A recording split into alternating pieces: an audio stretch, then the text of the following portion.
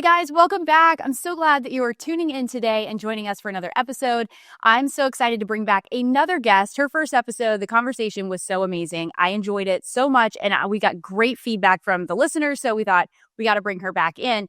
So we have Ellie Kempton for part 2 today. And I want to make sure that I honor her time and that we don't overlap on content because the first episode, if you haven't listened to it, was so packed full of helpful information when it comes to nutrition and building energy and really creating sustainable lifestyle practices that aren't overwhelming. And that's probably the one thing I love the most about her is that she is so effective at communicating with people how to build out a plan for health that factors in all the pieces of their lives and simplifies it. There's just so much. We were just talking off air about how there's just so many things, there's so many options, but she's a great communicator in the aspect of figuring out what is it that's really meaningful to you? What is actually going to help you improve? And what are the things that maybe just they're fringe, like they might be great, but they're just not worth your time, energy, and resources. So she is actually tuning in too from overseas. You're in Scandinavia, right? Is that? I am. I'm coming in from Stockholm, so feeling very inspired and very excited for another magnetic conversation.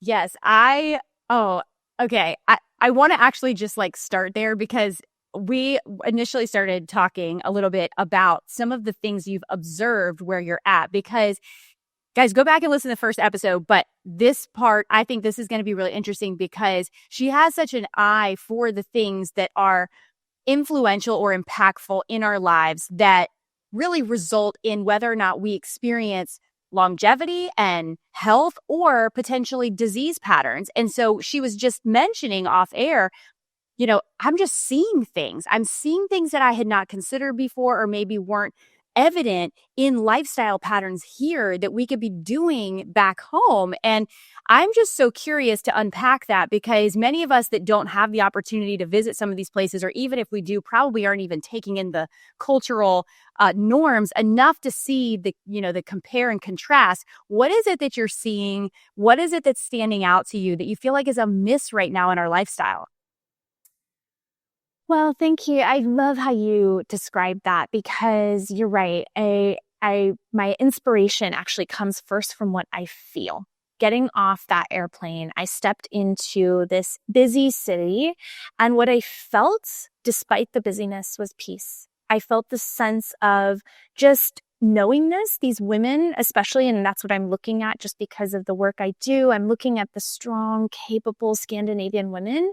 And there's this sense of knowing.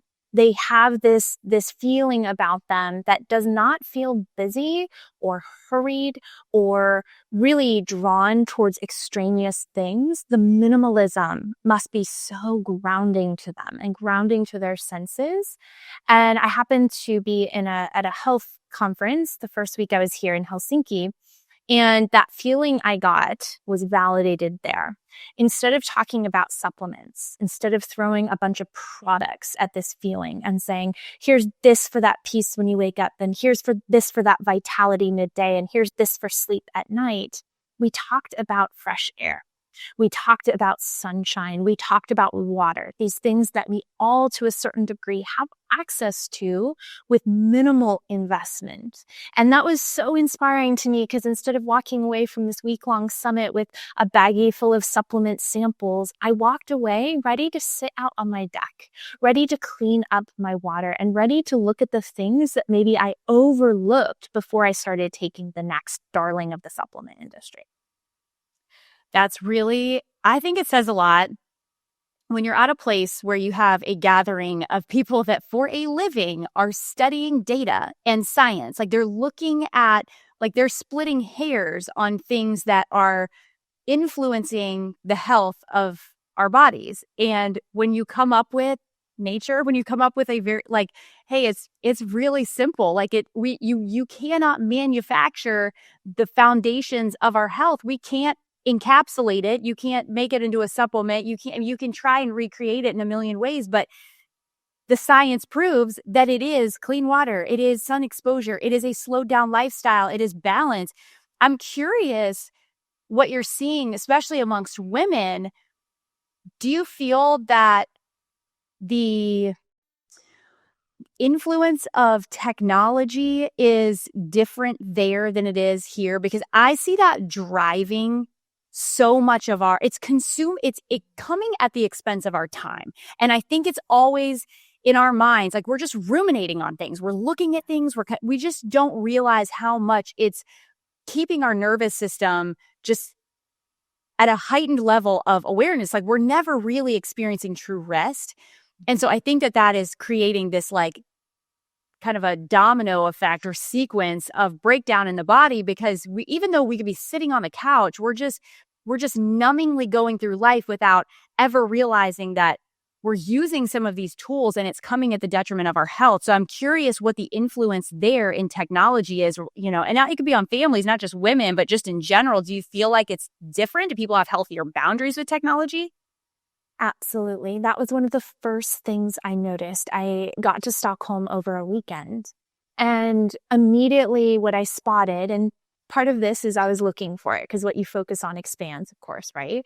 But I saw in most cafes, cute, darling cafes that were hustling and bustling, people everywhere, signs at the top of the doorway or signs on the menu saying, this is a phone, computer-free environment. And I thought, oh my goodness, here, in what world would a cafe perhaps thrive in where I live, Denver, Colorado, if we couldn't just do a little bit of work on the side, right? Yeah. We don't connect on that human to human level when we have our device even just next to us, because we're listening to the person sitting across from us, but we're kind of half listening for that little buzz, right?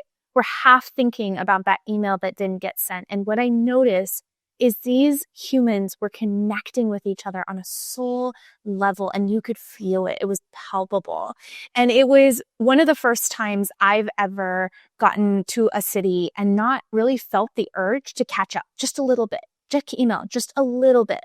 And, I do have a habit, which I know many can relate to, where you might be standing in line and you want to just check in on a few things. So lo and behold, everybody standing in line is on their phone, right? We're all just checking in on a few things. And I've just noticed how different that is here, where people, yes, might be walking the street looking at a map. And this is, of course, generalized. But when I've gone to a few saunas this past weekend and engaged in these really cute cafes, no phones. These humans are in this space of deep regeneration, and you see it in their being, their skin, their strength, their essence is just underpinned by this sense of regeneration and rest. And then you go one step further, and I happen to be here in July, and I've seen probably a dozen signs in the last 3 days that don't say I'll be back on Monday. They say I'll be back in a few months. Not even with a date. There's no time frame. It's probably when they feel ready to come back. I have goosebumps when I say it, because in what world would we put a sign trustingly somewhere that displays to the world that I'm taking time for me and I will be back when I'm ready to engage? And that is power, because that is presence. This is like blowing my mind, because, we are so far headed in the other direction. American culture is quite literally the opposite. And I think we're seeing what we're seeing is that people have anxiety, they're depressed, they have unhealthy attachments to not only technology, but food and exercise and every other thing that we use to cope with, to medicate the soul, because we're not really engaged. And here's the thing that's even crazier. Like when we think about, like you said, I could totally picture it, because every single coffee shop here, like everybody is on their phone, like they're on a device. You have like laptops and phones and all this different stuff. Cause like, that's what we do. We don't go to coffee shops to sometimes we go to sit together, but even people sitting together are looking at screens, and they're, it's like, it's never just like two people sitting. I couldn't even, I'd probably just like fall over if I saw like two, people maybe under the age of 40 with zero technology out on the table with just like a coffee and having a conversation, because for me, I feel like it really snuck in, because I don't remember early, growing up, like, because the iPhones were not a thing, the flip phone. We were talking about that in the gym this morning. It was like, what was everybody's like the Razor, and we were just talking about all the different, like the Motorola, like, it's just like, man, we lived through so many changes. Oh my goodness, at lightning speed. So think about our nervous system trying to keep up with that level of engagement with tech. And you're right, it's creating a buzz. You wake up and you actually light up like the phone screen when you first wake up. And I'll tell you what, I have this sense of sadness when I first got here, thinking about what we're talking about, which is like, in what world would this even be a possibility, right? Yeah. Like, I'm not going to change the coffee shop scene in Denver, Colorado, but I can change what I do. I can stand by some very simple principles that I abide by. And I'm not here to tell you I've mastered any of this, but I'm committed to it. I'm committed to the simplicity of a few things that I could do. And I've thought about this quite a bit. And so talk to me in a few weeks, and I'm sure I'll have a more lengthy list of things that I could do. But one simple thing I was thinking about that feels really approachable is when I am in line, be in line, get bored, observe the people around me, be there, feel my feet on the ground. Don't get that email written, because that poor person on the other side of the email is getting half of my attention. They're not getting my focus and my precision. And so it can wait, and it'll probably be a faster email when I write it when I'm writing emails. Another thing that I was thinking about too was just really setting up some rituals seasonally. What I love about being here is that there are so many seasons, and living in Colorado, you have these rituals that come and go with you through the seasons. And I was thinking, how could I build in exposure to sunlight, exposure to heat, and exposure to cold in every season? And I'm confident everyone listening, whether you have different seasons or not, in fact, if you don't have different seasons, it's probably an easier way to sculpt this because you can be more consistent. But what would it look like if I just got those 3 things down pat before I start moving on to the next facet of my wellness?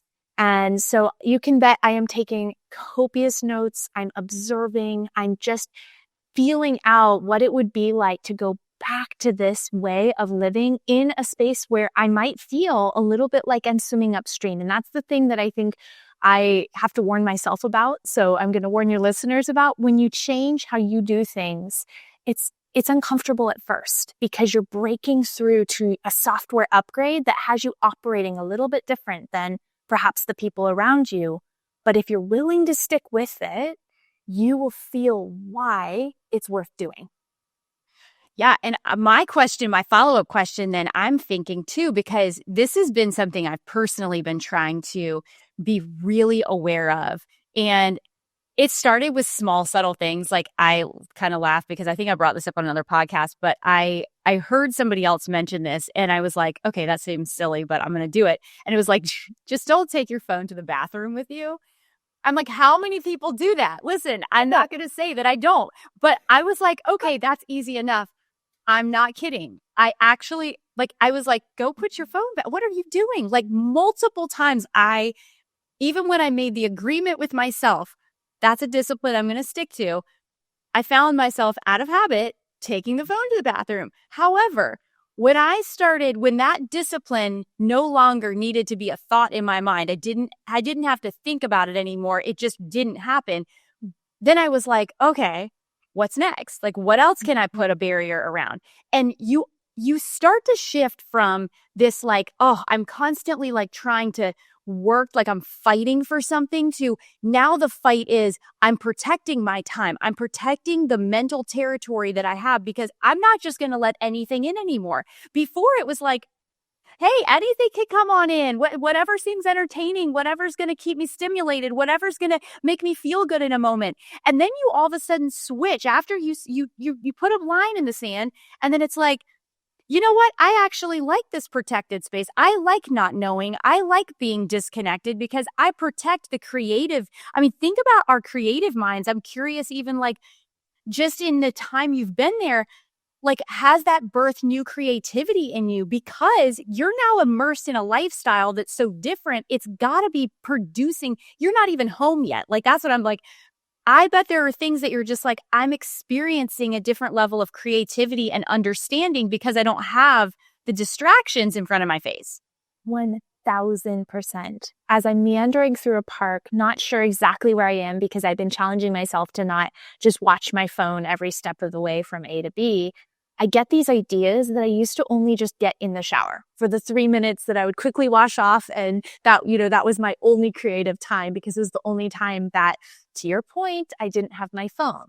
That has been a huge, just eye-opening discovery. I love that you read into that so easily, is that yes, creativity is the antithesis of anxiety. And when you have to figure something out because you can't just have it spoon-fed to you from the interface of your phone, you use that creativity, you superimpose it into other areas of your life. You think of a simpler way to do something. You get rid of complexity. There are these solutions that you stumble into. I always say the discovery is in the diversion, and you can't discover things if you're not creative on how you get there. And so I've made this commitment to myself while I'm here, which I think really does relate beautifully to wellness, in that I've made the commitment to be in awe and to find things and be receptive to what gives me that sense of awe. And it could be the tiniest of things. But there's so much power in that feeling, that human feeling of awe, because it means you're inspired, it means you're creative, and you're willing to do things differently. And so it's been a really fun thought experiment to say at the end of the day, what put me in that position of awe? And some of the things might just be the way that linens are so simple. I'm getting used to the way these beds are made, and they're so simple. I love it. I want to do my linens exactly the same. There's a set of sheets for one side of the bed and a set of sheets for the other. So just whites and neutrals, and I'm just in awe of this process. And I want to just completely put a Scandinavian feel on my entire home. But that sense of awe is something that I think is essential to human healing. And if you're not in awe, then I think what's probably contributing to that is too many people outside of you telling you what to do and how to do it. And to your point, you said something really profound that I want to come back to. He said, if you don't put on a filter, the world's not going to do it for you. There's not going to be a day where you're going to wake up and your phone's going to say, I'm going to spoon feed you one wellness habit today to practice. Yeah. If anything, the aperture gets opened further and further and further. And instead of 2 to 3 things that inspire you on Instagram or through your newsletter feed, you log on and you have 100 things that are thrown in your face. And so it's really important to identify what your filters are. I've really been thoughtful about this with a few of my clients recently. And for those clients that really love reading the news, a way to engage them in this filter is I've given them this experiment of only reading the news if it's in a newspaper. They can pick the newspaper publication. I have no insights. I'm not going to tell them what to read. But if it's in print, if they can hold it in their hands, be my guest. Enjoy it. And this has been a really beautiful concept because if you're reading the newspaper, you're probably not going to the bathroom. You're probably not in the shower.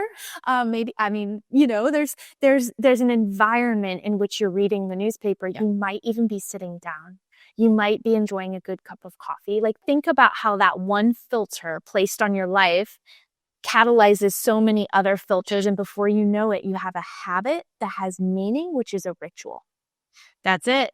That is it. I mean, guys, it is I think it's so incredible to dream about, what it is that you want to be able to, like, the future of your life, like what you were created for, and like being able to picture that. But what will keep you from experiencing it is making one small change, because that is, if you just keep repeating the same habits, you won't be in that future, like, reality that you're dreaming of. You have to just move it can be so marginal. It can be so small. Like, for me, it was literally not taking my phone to the bathroom.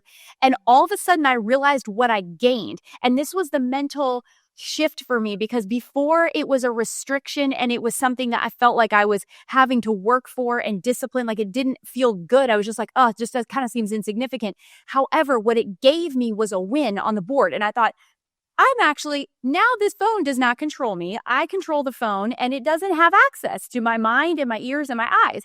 And so then I was like, okay, where else can I tighten it up? And the more I did that, the more I got back, just like you said, that creativity. And I started seeing things.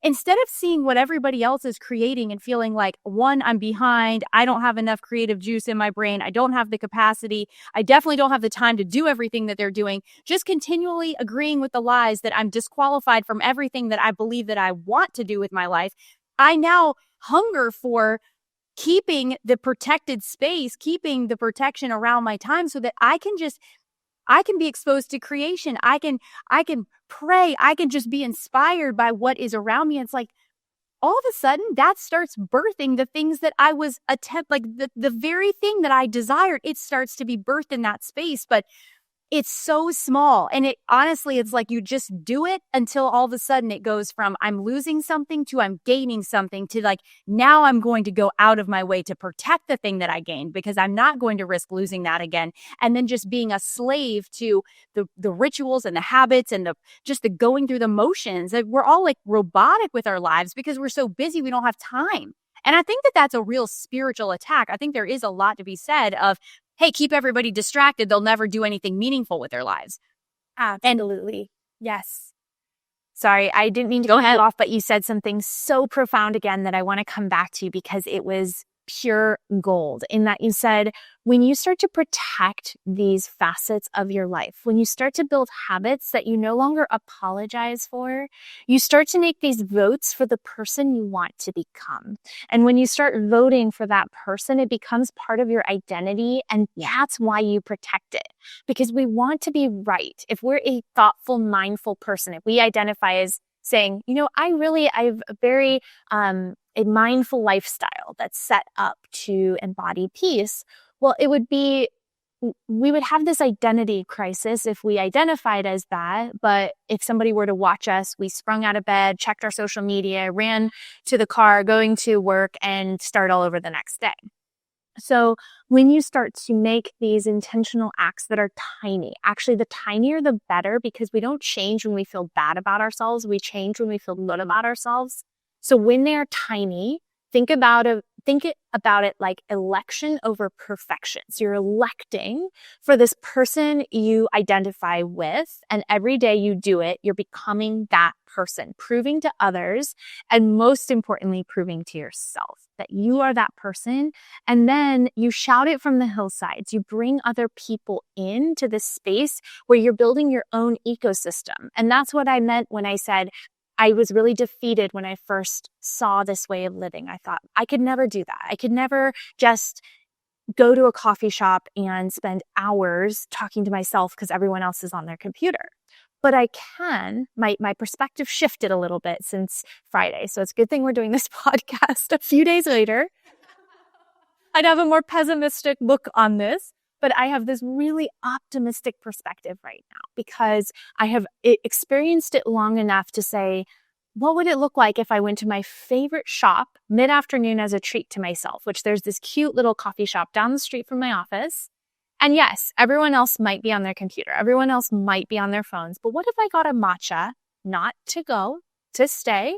I enjoyed my matcha with or without someone else there. I mean, perhaps I just need to be with myself.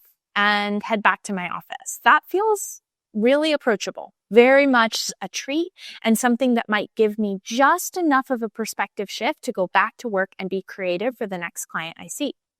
So I think the way you described that, I just wanted to point it out because it was gorgeous. And I think it did such a good job of helping your listeners maybe put pen to paper. What is this identity that you want your habits to uphold? What is this identity that you want to prove to yourself that you are? And then it's almost like magnets. These habits just click into place. And the ones that aren't aligned with that identity, you don't have to break them. They gently fall by the wayside because the new ones are so powerful and so strong that there's no room for the other ones. And that's my philosophy. That's my approach to wellness is I'm not a big fan of breaking bad habits and building good ones. I think that that's slightly abrasive to really the spiritual component of wellness, which is that we want to embody this lifestyle from cell to soul. And if you just think about it like breaking bad habits and building new ones, you're just thinking on a cellular level. We might as well be robots if you approach it like that. But we are so much more, and there are such big forces working on our behalf that when we think of it as this cell to soul identity, then the habits have so much more meaning to them, and whether other people do it or not becomes less important. Yeah. That's so good. And I love how I love pointing out that it is going to be against the norm. And so you're going to have to just get used to it being a little bit uncomfortable, like going to a coffee shop and just sitting down and not getting something to go and not bringing with you all of your things to do. Like it's going to be like a foreign experience, because that's just not what we're conditioned to do. That's not a part of what you've done. It's the same place. It's just a different behavior, a different intentionality going into it. But the thing I'll point out that you even said is like, imagine the spillover. I think of like, carrying this overflow, right? People start to catch it, whether you realize it or not. People are always watching you. So don't ever think that you're insignificant wherever you are, because there are always eyes that are watching. There are always people that are on the fringe of your life that are observing the transformation. And what they're going to see is that because you choose not to participate in what's common, you will not experience what is most prevalent, which is disease. And that to me is what that's your testimony. Like that is what you won't even have to go talk about it. Your life will be evidence of it. And I just think that if more people could get the confidence behind that, to see that one small thing, all of a sudden people start seeing it and they're like, okay, that's different. They don't have technology. Like that does stand out. That is not culture, but you look different. It's like a light in the darkness. You look different. And if people can't put words to it, they'll start to see, well, that person has more fruit coming out of their life. That person has more peace in their life. That person speaks words of life. They're not the one getting angry because their matcha took an extra 90 seconds to make. Like they're talking to people in line. They're making a difference because they are intentional with the people that they're around and the spaces and the places. Like it's a gift. That spillover starts to change other people. And so it's so much more, because you get the benefit of feeling your best and fulfilling the purpose on your life. At the same time, people are now bear witness to the changes in you, and they can see, they have hope, because they're like, okay, if I can sacrifice a little bit, then I get to reap the harvest as well. And I think that that's a beautiful picture, what you just described, because for many people, it's going to be hard to just like commit to doing that.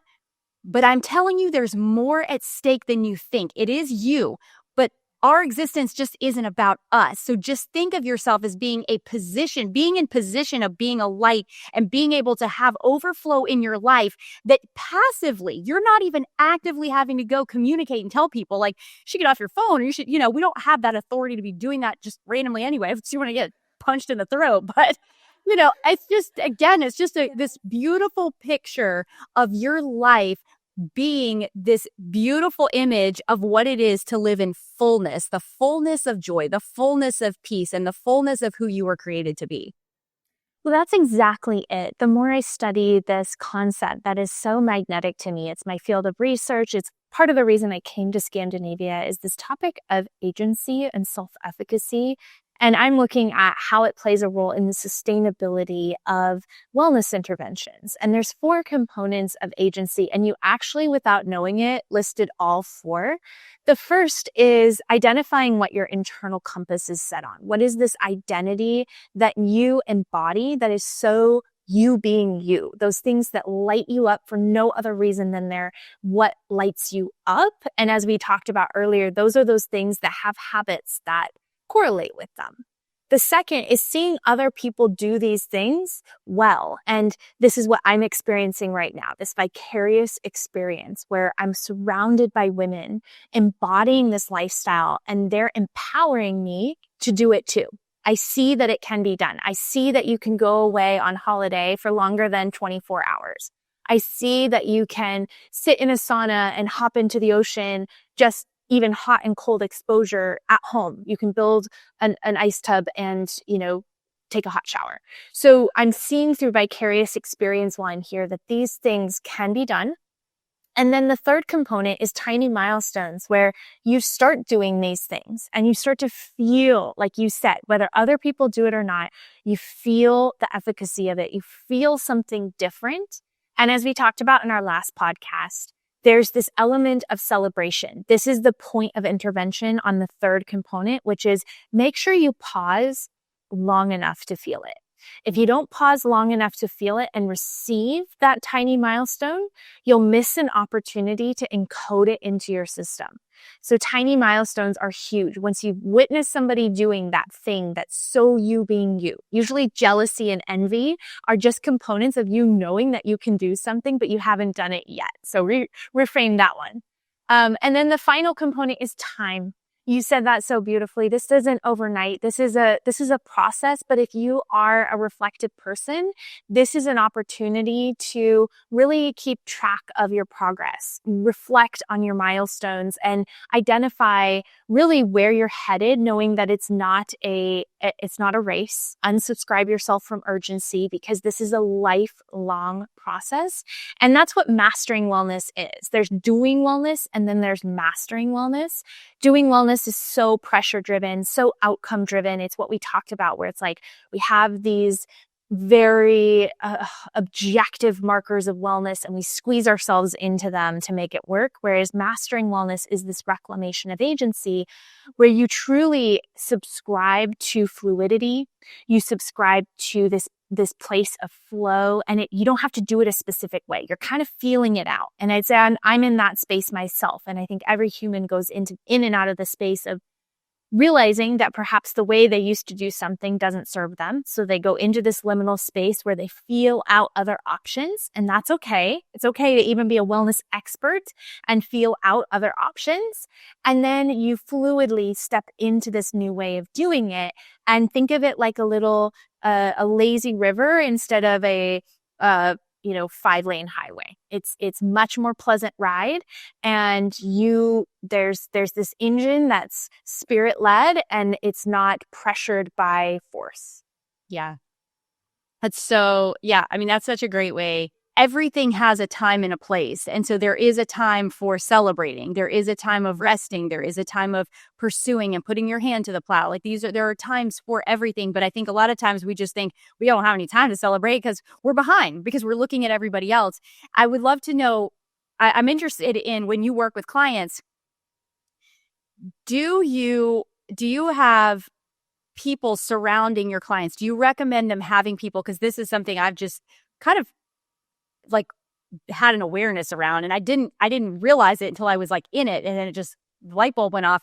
But I'm realizing the significance of other people celebrating things, because oftentimes, even if we do have a win, it's not even that it's we don't take the time, we just downplay it. It's not worth celebrating because it's not that big, or we're just okay, well, I was supposed to do that, so it's not something I should celebrate. That's just me showing up and doing it. But when I've had other people that have pointed out, look at how far you come, look at the progress you're making, you seem so full of joy, there's just something different. And I'm really? There's something different? What is that? And then it's just, but I'm telling you, I had found such encouragement in that by other people just speaking truth in life and just encouragement over my situation or whatever, because the evidence was there. Because of our critical nature, it's almost I'm that's not really, I can't celebrate that, but that's kind of silly. Nobody else would celebrate that. Oh, we downplay it tremendously. And that's just it, is our environments place pressure on us, both good and bad, to embody that environment. So if you are surrounded by people and physical cues and kind of emotional environments that downplay triumphs, you will feel pressured to downplay your own triumphs. So be sensitive to that. If the people around you are doing incredible things and you never see them holding their crown higher so that they can hold your crown higher, that's an environment that may not be conducive to this next software upgrade of yours. Alternatively, the pressure that's good is being surrounded by the human environment, the physical environment, the spiritual environment, and the emotional environment that all inspire you to do these things that you already knew you wanted to do. That's one of my maxims is I empower women to do what they already wanted to do. So we've got to put them into an environment where they don't have to swim upstream. So, we've talked a little bit about that with doing things maybe a little bit against the grain. Once you've figured out that that's so you being you, if I decide that taking a midday matcha break without my phone is me being me, it's going to be really important then to sustain this by inviting someone else to do it with me and talking openly about how proud I am for us doing this so that we as a cultural unit, just the two of us, become this little epicenter that puts pressure on the goodness to keep going. So that's a really important thing, kind of like the filter that we talked about. If you don't put your own filter on, the world won't. If you don't choose your environments, the world's not going to organically curate your environment, kind of like clothing. Like you're not going to wake up one morning and your clothing's going to be beautifully curated. You've got to curate it so that when you go into that environment, when you go into your clothing, there are available resources there that help you embody what you already wanted to do. Yep. That's really it. And it just is you have to take inventory sometimes of the voices in your life because you don't realize that everything has a voice. So whether it's just a reel that you're watching, some kind of content on social media, it's all speaking something to your mind and your heart. And those are deposits. Those are things that are actually changing the expression of how and the perspective of how you think about things. And so you do have to, like I said, like with the boundaries around like a cell phone, it seems so small, but taking inventory of what voices am I allowing to speak into my life? Because if my goal is to produce things that grow, that have good fruit, then I need to have voices in my life that are going to encourage growth, that are going to encourage life. And if they're voices of just criticism, and listen, here's the thing. Most of the time, we're not watching reels that are just people like spewing off terrible things. However, most content is trying to either entertain you or it's trying to be so radical that it gets you to stop. And what stops people? Saying something that's just wildly like out of nowhere. Like it is radical. It's like, it's just a very like different way of being able to present information. And so it's unhealthy in the context of it gets us thinking about whether it's something going on in the world, it's putting somebody else on blast, like it's putting somebody else and saying like, look at what they said, that was so radical, that was just like completely, unfiltered and unhinged. And so then we start taking on the mindset of criticism and then we do it to ourselves. We're our own biggest critics. So I think just putting the filter on the voices in your life and realizing you need to be able to have people in that will speak encouragement over you because sometimes you can't see your own progress and you definitely can't see your potential, but somebody else will. And they will, if they are somebody invested in you, there is a healthy relationship of mutual investment, then they will call those things out and they will celebrate them and they will call you up to a higher place. But just make sure that, I think that that's something that we could all do better. I have absolutely, for sure. I was, like I said, I didn't have the awareness. So why would I change it if I didn't even know that was something affecting me? But now I have people in my life and I'm like, man, those are people I want in my circle because they're always holding me to a higher standard. They're never condemning me, but they're like, you're really made for so much more. This is something you're really good at. And I'm like, really? Okay. But then all of a sudden I'm like, yeah, I should step into that. Like, why would I hold back? Like I'm now shortchanging somebody else of a gift by me saying that I'm unqualified to be able to do this. Maybe this is something that's meant to bless their life. It's not even about me, but my obedience will start to produce something that's good for somebody else. Exactly. I have this little ritual that I invite women into at the beginning of a live call that I host every week for this little group of women called The Table. And what we do is we brag to each other and it's so uncomfortable for women the first time they join. But by the end of each quarter, we spend 12 weeks together on a specific health topic. And by the end of each quarter, oh my goodness, these women can brag. and their wins help other women step into that vibration of winning. And my encouragement to every woman in the group is that by the end of the quarter, you are the people who are empowering each other. You no longer need to wait for me to do that. So, there's only a few hundred women in the group, and by the end of the chat, oh my goodness, I am sorting through hundreds of comments and loves and women checking in on women and really helping women just inhabit their whole potential and really rise up to it and own it. Because when you see a woman owning her greatness, you decide to own yours too. And it's the most powerful feeling to sit next to someone, even if it's virtually. You can feel it when a woman can see her brilliance and brag about it in a very authentic way. This was not my idea. I borrowed it from this woman who is a book author, Mama Gina, and she's so funny because she does it in a really, really playful way. And I don't know that I could rise to her level of playfulness. I'm working on that, but I do love, love, love inviting women in to just saying something, not, superficial that they're proud of. I really ask them to go deep. I say, brag to me about the thing that you would be so excited to put on a megaphone and brag about. Not the kind of what you would expect to hear, because we're good at that. I'm so good at, taking care of my kids. Yes, absolutely. But what facet of taking care of your kids is just your superpower? And I love it when women dial in and close the aperture one level further and say, oh, you want that? Well, let me tell you. And all of a sudden, these women open up, bubbly with potential. And again, I keep saying this, so I sound like a broken record player, but what you focus on expands. So if you're focusing on your superpower, if you're focusing on your maximum potential, you see it in beautiful places and you look for it when you wake up.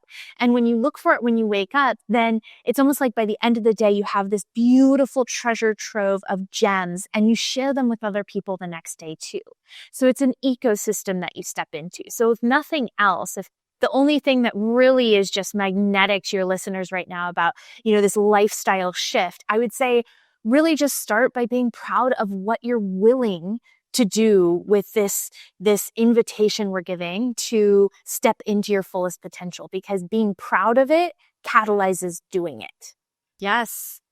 That's so cool to hear. And I love that you're doing that with your women that you're working with in like a collective group, because that is something that we have to really unlearn. We have to practice it. Like you said, it's like uncomfortable for these women at first, because the habit we have subscribed to is, well, I don't have anything.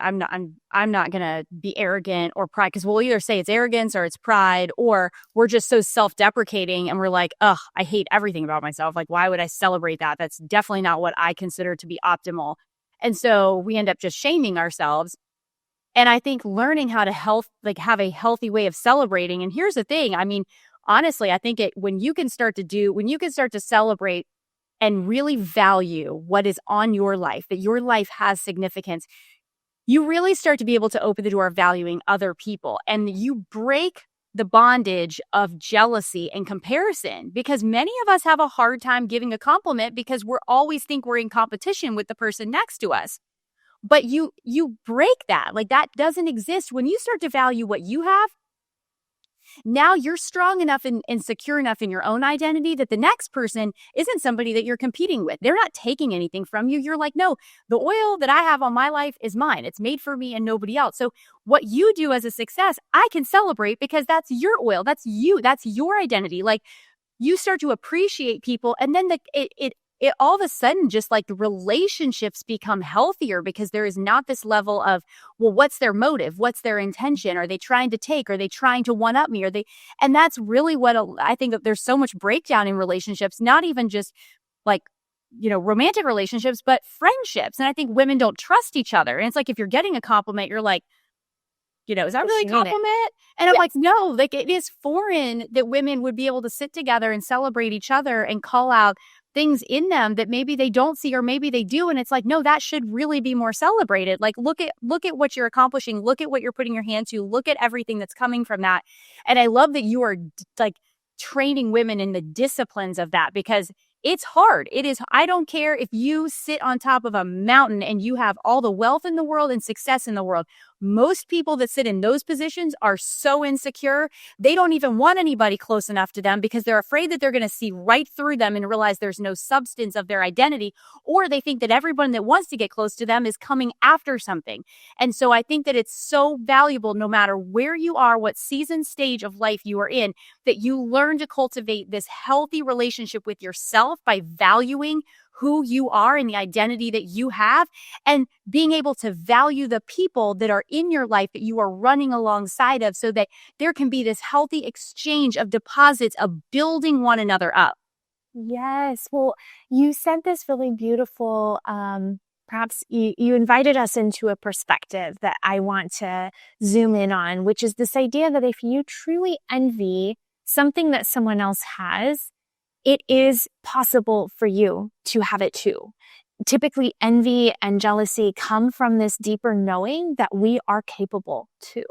And so if you reframe that, if you notice yourself being jealous or envious of something, tune into the ways that not only you can authentically empower this person who has it, but also embody it too from a different perspective. You know, maybe I've been thinking about this with just what I'm so jealous of these Scandinavian women who the saunas are at their beck and doorstep. They can just step into the ocean. And I thought, I'm jealous of that because I can do this too. I'm jealous of that because it is going to play a role in my life. I just have to be creative. I have to go back to being creative to weave it into the tapestry of my life too, perhaps just from a different angle that's so Ellie being Ellie.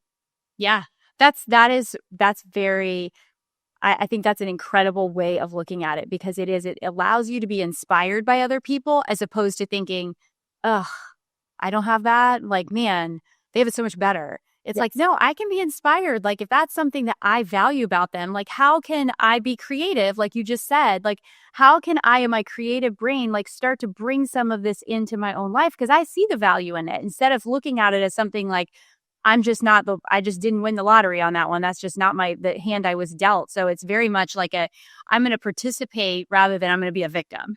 So I love that. Yes.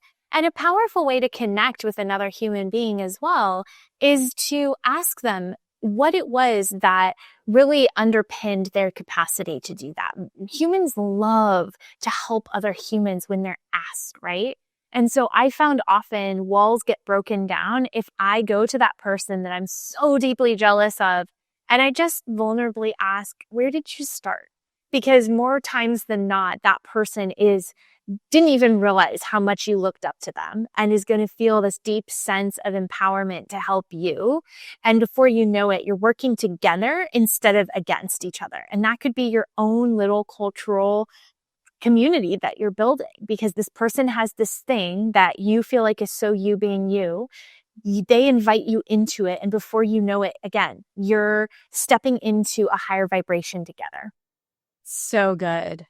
That's so it's because you come in with such a posture of humility, and some of the people that I feel like I respect the most are the ones that ask the best questions and listen the best. Yes. Because they don't have any agenda other than wanting to approach every conversation with this level of humility of like, I actually respect everything I'm not trying to just maintain an image by sounding good to win your approval, because that's self-seeking then. Now I'm just trying to serve the fact that I don't really know who I am, and I don't see the value in myself, so I need you to affirm it. Whereas that posture is coming into it as like, hey, I value and admire this about you. Like, tell me more. And I feel like that's kind of, it's now we're in we've conditioned ourselves in many ways to just need that short-term validation, that we just want to be able to show ourselves on the exterior in such a way that gains approval, as opposed to like building meaningful relationships and realizing that there's so much to gain in our relationships with one another. Like you said, helping one another, spurring one another along. And so I think that always stands out to me. Every person, people that I've met, I'm like, man, they're a great listener and they ask great questions. Like, that is something I admire so much. Like, I want to be more like that. Like, I want people to feel like when they leave a conversation, they're like, man, she was she really, she was pulling stuff out of me that I didn't even know could come out of me. So, yeah. Well, and that's just it too, is when we were talking before the call, that was one compliment that I couldn't wait to give you, which is this idea that you just ask such engaging questions that it makes me feel like you just want to have a really meaningful conversation. So oftentimes in your example, you exemplify this beautiful thing that when you see also something in someone that you want to embody, oftentimes you have more of it than you even think you do. And so that can be really powerful too, is you recognizing and receiving compliments from others that you also embody that.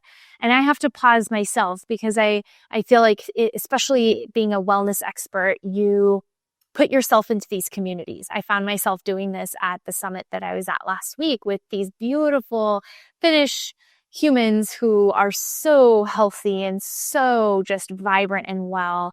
And I thought, man, I really hope that I come off that vibrant and well. And I had to pause and think, where do I come off really vibrant and well? And I thought, man, I am so strong when I strength train. I am so strong when I navigate difficult things. Like, I'm sure that that is also an embodiment. So we have to be really thoughtful too, as much as we look up to other people, recognizing it in ourselves before we get too carried away of trying to emulate it, before we recognize it's ours to have.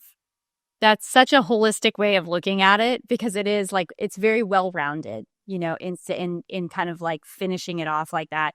I know. Well, I knew, I was so excited when I knew I was having you back on, and I was actually even thinking before, I kind of had some different ideas of some things we could talk about, but I also was thinking, I was like, I just, my prayer is always God, what do our listeners, I don't know their hearts. I don't know where they're at. Where they're at. What is it that we need to talk about? And I just fully believe that this is a conversation that is going to bless so many. It's blessed me. Our last conversation, I took so much away, but I just feel like the timing of you being there and being able to give us this window of perspective and observation of what you're seeing, I think it's so valuable, because again, you're bringing back so much more than you probably thought you would. Just gaining the experience of being able to see the cultural differences is so valuable, because now it's it motivates us. We can see it, how that happens, how it works, and how, what that looks like, and then being able to put that into our own lives. So I hope that those of you listening feel encouraged by this. I mean, I feel like this whole podcast, we've just been building each other up. I feel so good. I feel so empowered. It's such an embodiment of everything we talked about. And I'm going to encourage anybody who has a conversation this magnetic to feel that, because I know that I'll be bathing in this feeling all throughout today. And I'm so, so grateful that you invite me into these, because you're absolutely right. The mornings of podcasts I wake up to and I think, what is it that I know I'm designed to speak to today? And this very much, I know is perfect timing all around. You can bet I'll be taking notes while I'm here. So I'll be back for more, of course, with just ideas of, how to take the best elements of what is possible. Because that's really when you see a new perspective, you start to see possibilities. And you can bet I'll be taking notes on how to make that plausible within the confines of where I live. Yeah, so good. Well, I'm just so excited that you came and shared with us again. Remind anyone, if they haven't listened to the first episode, where they can find you, because there's different options in working with you and groups and one-on-one and just the different programs and offerings. So give us the rundown where people can connect with you if they want to learn more about what it is that you're offering and go a little bit deeper. Yes. So I think women heal together. And I love creating, as we talked about today, an environment where women can hold each other's crowns higher. So one of my favorite ways to invite women into care is I have a membership called The Table. And we gather around a global virtual table and we heal. And we meet every week live, which I think is an essential component to human healing, is seeing each other and interacting with each other. And we work through 4 different wellness topics across the year so that we unsubscribe from urgency. I also know that women need more bespoke care too. So I do see women one-on-one. So does my colleague in practice, Emily. And we work with women through the lens of what we call a mentorship, because we mentor women back to their alignment And it's very, it's very nurtured in a very comprehensive way. We're not subscribed to these outcomes that are very pressure driven. So we spend lots of time together, run labs, and really dig into the deeper facets of cell to soul healing. So good. Thank you. Well, I'm just excited to hear how the rest of your trip goes. There's so much I feel like you've already gleaned from it, and you've got a little bit more time there. So I know that there's so much more for you to gather and process and bring back with you. So we'll be following along your journey, and just grateful for the good work that you're doing and how you're helping women and the voice that you bring to some of these areas of our health and life that probably get very overlooked or neglected. So I'm just grateful for knowing you and for your voice in this space.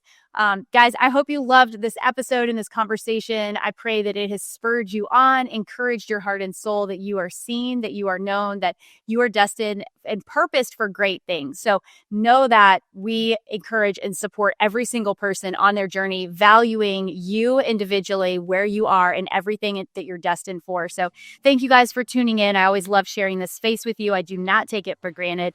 Like and share it. Do all the things if you found value in it. And we'll see you guys on the next episode.